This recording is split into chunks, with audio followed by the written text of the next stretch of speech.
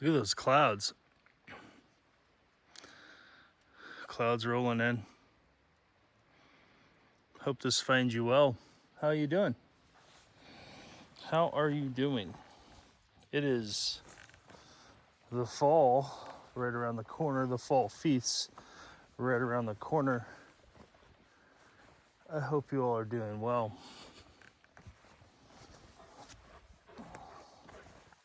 Baby steps. Baby steps. It's important to take care when you're starting out at anything, right? It's important to take care when you're starting out anything. If you've been injured and you have to do a long hiatus from an extreme physical fitness program, your mind may be willing to push yourself to the same levels, but your body will say no. It will say no. That has been a lesson that I have continuously had to relearn for years, which is very common with people that have strong will and tenacity over function. That's just the way it is. So I have to remind myself, right? Because the setbacks cost more and more and more. For example, too much too soon. If we moved our sheep to this pasture, then they would die in one night. They would die in one night. The wolves, the bears, the coyotes, they would come in and annihilate them. So hard decisions were made. Hard decisions were made. Because there's an order. There's an order of moving dirt. There's an order of containment with fencing, and security systems have to be a certain size. Certain systems need to be in place so it's less maintenance. Water being a big one. Anyone who's raised animals of any kind other than fish will realize that water is a big deal. Watering animals can become a chore. And when it comes to permaculture concepts, the first thing to focus on if you want to make something semi-automatic and semi-sustainable with less input is water. And that could be done in multiple ways, from drip lines and greenhouses to stuff on timers to just pure access. Digging ponds and ditches and drainage ditches and creeks and rerouting water so that there is water everywhere. Water everywhere so the animals can find a way to keep themselves hydrated. Otherwise, they put pressure on a fence or they die, etc. Now, with that, certain animals like sheep, which are retarded, even the smart ones are dumb. Reason why humans are referred to as sheep in that blue book quite a bit. You need to make sure that you protect them from themselves. Because sheep and water, especially ponds or raging rivers, don't mix. And some of the more wild sheep, like soya, it depends on who you're talking to, will avoid water, rushing water like the plague. They won't even go near it unless they're young, because they have an innate fear of dying. And if you've ever butchered a ram that hasn't lost its coat or has its full the hair sheep, if it has its full coat of wool on and it's in the Northwest and it's soaked, and you realize that its wool will have the water weight. Hey, stop it. the water weight that might even equal his own body, you start to understand why they avoid water. And so you need to put boundaries and depths and solid footing so they don't get stuck for any type of water where they're going to go to. The lower troughs are great, but if they're too deep, the animal will get into them, right? Out of thirst. So you have to really look at water. One of the things I've been doing in this homestead is trying, but I've been suffering the supply chain issues with gutters. Doing rain catchment from a higher elevation and storage, then it will be gravity fed pressurized to the field. You see, I'm at a unique time where this homestead, where we have a bunch of tolerance stacking we've been trained to overcome from neglect from the previous owners, as well as the darn far out supply chain issues and even hiring a workman issues to have stuff done.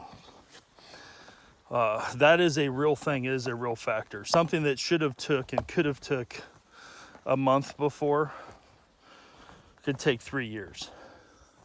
That's a reality. So those of you that may have started in a different time frame, your homesteads may not appreciate that. You may not understand how the system has changed now to where things that used to take a month or two now take years, literally, because of all the tolerance stacking of lack availability, people don't want to work, blah, blah, blah, blah, blah, right? So just getting the stuff is a challenge. There was many houses last winter in this area that were built, well, framed up last year, that went the whole winter without a garage door.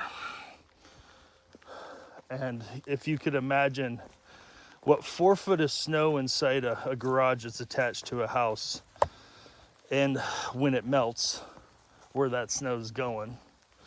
Snow and sheetrock don't mix, right? Snow and particle board don't mix. Snow and plywood don't mix. So there's certain things that you have to do baby steps. If you get things too fast, too soon, without the infrastructure, it causes problems. Freedom of movement is the number one thing that ends up being impacted. Like, for instance, to travel, we travel with our dogs. We have found with having we had 5 at one time, but having 4 big 100-pound dog protection dogs in a extended cab vehicle driving cross country does not make you happy. So your transport mechanism has to be solid.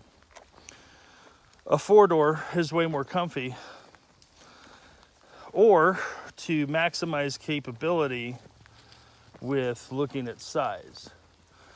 The Soya sheep are very small sheep, very similar to how Zahn is, how he is a lot in a small package. A lot of capability for his 25 pounds. Now, what he does not have the sheer force of the pups, which have surpassed him already in their 7 months. Because they're, I would say, 90 pounds a piece right now. They've got their big boy teeth, and they are powerful. And they're not even full grown. They haven't even started their real training yet. All right, because they take longer to mature. They're still puppies. Come on. Zahn is a hunt and killing machine, but was from the get-go quicker because of his size. Right? He matured quicker. His breeding, right, makes him efficient. When I look at Zahn, I'm reminded as well as consider the ant. That's big things in small packages. But the fact of the matter is, he can't do physically when it comes to stopping something, he can't do what Rummy can right now. Rummy is perfectly capable of killing stuff that is bigger than what Zahn can. And Rummy's more of a deterrent. People see Zahn because he's friendly, right? Oh, you know, cute little puppy. When's he gonna grow up? But he's the older one. So the baby steps is not doing stuff too soon. If we had 3 full-size protection dogs, right? It would be harder for us to be mobile. It'd be harder for us to travel. We couldn't travel, right? And I can tell you, before we got the pups, I put into the equation, because I know there's very few hotels lets you have big dogs. That's one of the other reasons why we got Zahn, is because if they're 20 pounds, no one's going to put him on a scale. He's 25, right? Then you could have him in certain hotels, but not bigger dogs. So it totally changes your mobility, just that, right? And the same thing goes with weapon systems. You're reduced in your mobility based off the weapon systems you have and the legal constraints in certain places. So you choose not to go to those places. We choose not to put livestock in this pasture until systems are in place, because it would be burning money.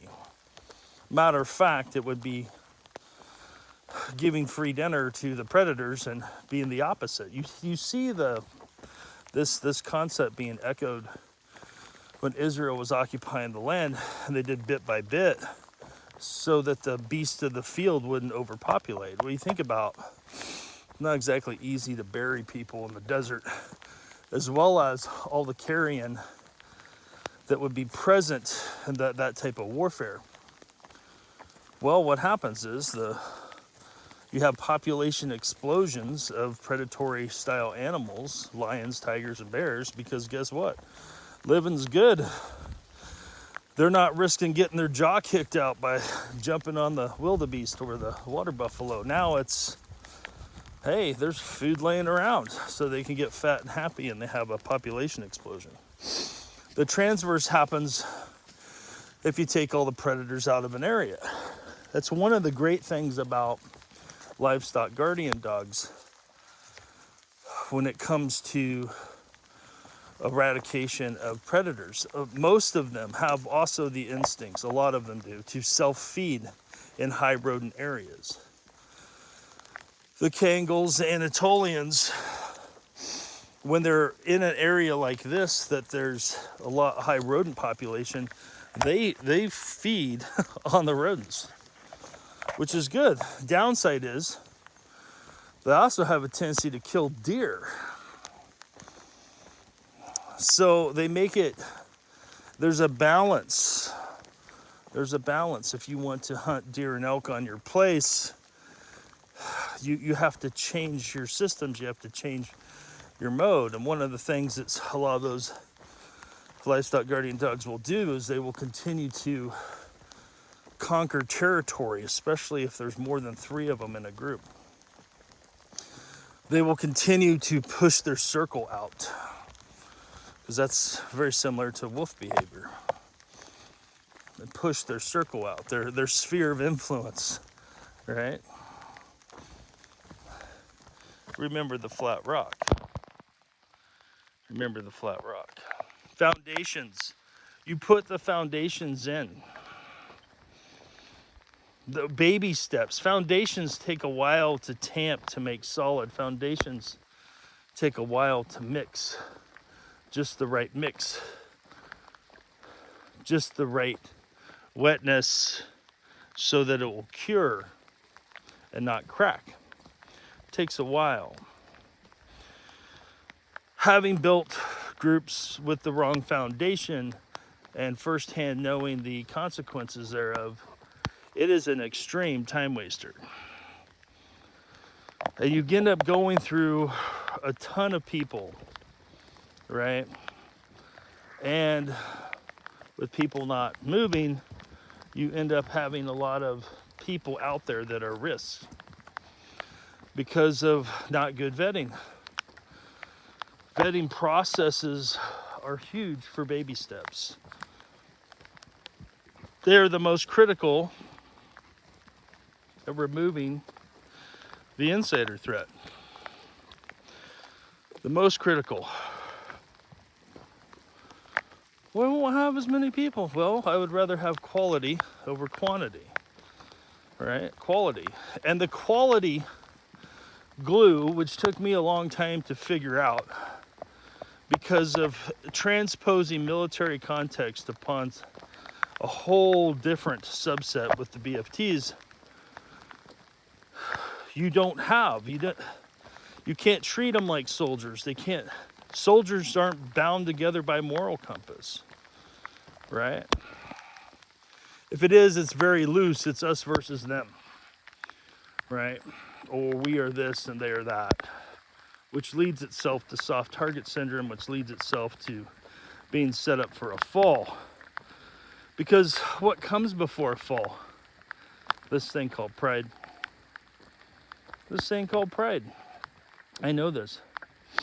I have had people that I spent a lot of time and I've been trained in vetting. And I willfully was ignorant and neglected what foundation was important. The foundation that is important is not how well they can do this. The foundation that is important is their moral compass. And it's also keeping people in their lane and staying in your own lane. You see, the Westerner has the idea of an area study without defining it. The Westerner has an idea of the mutual assistance group without defining it. People come together on terms without defining the terms. Because brandism and clubism, right, is the thing. It's what they're thinking things are and what you're thinking things are may be vastly different because of this phenomenon called transference, because people skip the baby steps. The baby steps is defining the terms. Defining the terms. Right. There is, in this area where I live now, there is tighter mutual assistance groups than there were at other places, but they are based off of specific function. For example, fire, or checking on each other's property, or neighborhood watch. That here is already in place because of the terrain. It's already in place because of the 90%. Stuff that in even the countryside in other parts of this country, I would have to work on to get people. And why is that? Because the reality, the necessity of the threat, and the realization of the threat assessment doesn't take a PowerPoint slide for people to adopt. It's not a mental assent. It's not a what if game. It's not survival scenarioism. It is literal. People see smoke, they go check on it because where there's smoke, there's fire, right? Now, the problem is, functionally, that is a mutual assistance group that may not be ideologically aligned, right? As far as what you may think they should be. Religion, stuff of that nature, right? It's more along the lines of function. People drive into town asking their neighbor if they need anything. That is a normal thing. I'm going to a big town. You need anything? I'm taking the trailer. Right? That is a common give and common courtesy. And that common give and common courtesy, I have found more prevalent in the less dense population areas of this country than others. And especially if it's a hardship zone where there's stuff like weather and fire, right? Or trees in the road, or power outages that unites people. It's a different ball game. It's a different sport. And so because of the context here, the natural environment has robust mags that are focused on a genre because of the environment.